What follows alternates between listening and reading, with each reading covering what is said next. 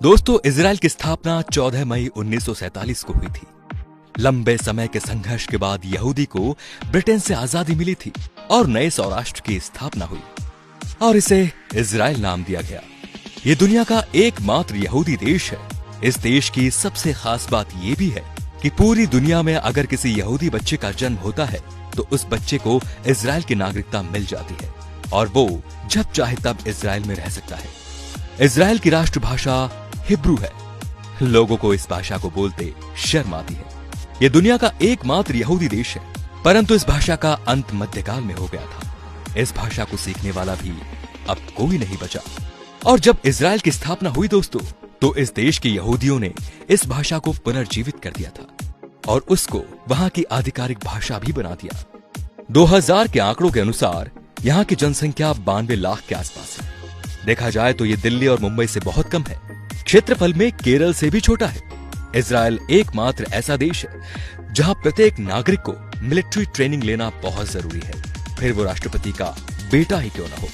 उसे कुछ समय के लिए सेना में काम करना अनिवार्य है, वो पुरुष हो या स्त्री, दोनों को जरूरी है। 15 साल से बच्चों की आर्मी ट्रेनिंग शुरू हो जाती है। हाई स्कूल की पढ़ाई पूरी करने के बाद ये ज्वाइन करनी पड़ती है। नियम के अनुसार लड़के को 3 और लड़की को 2 साल काम करना पड़ता है। इजराइल लोकतांत्रिक देश है, फिर भी वहाँ भारत और ब्रिटेन की तरह लिखित संविधान नहीं है। वो परंपरा और देशवासियों के हिसाब से नियम और कानून बनाते रहते हैं। इजराइल में साइकिल चलाने के लिए भी लाइसेंस बनाना पड़ता है।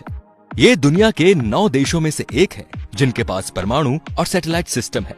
इजराइल की वायुसेना दुनिया के 4 नंबर पर आती है और बहुत ही शक्तिशाली है। और ये दुनिया का एकमात्र ऐसा देश है कि अगर यहाँ पर कोई भी मिसाइल भेजता है तो वो मिसाइल यहाँ पहुंचने से पहले ही नष्ट हो जाती है। विज्ञान के मामले में भी ये सबसे आगे है। मोटोरोला ने अपना पहला मोबाइल फोन इजराइल में ही बनाया था।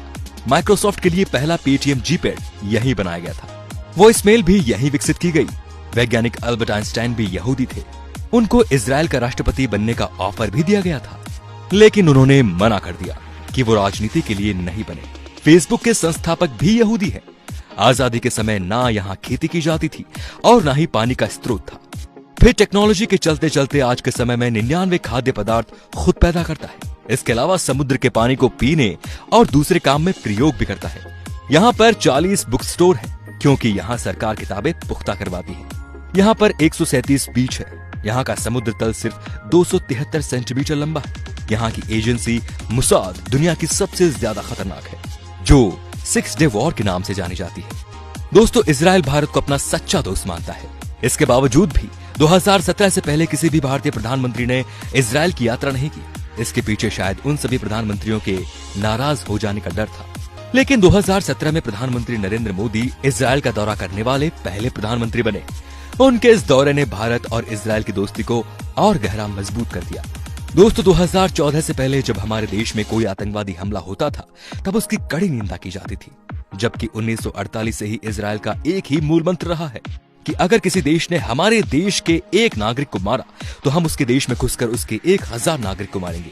और फिर उन्होंने ये करके भी बताया। तो दोस्तों, इजराइल से सिर्फ 1 साल पहले हमारा देश आजाद हुआ था, लेकिन विकास के मामले में आज हम कहाँ हैं और इजराइल कहाँ है, ये सब आपको पता है।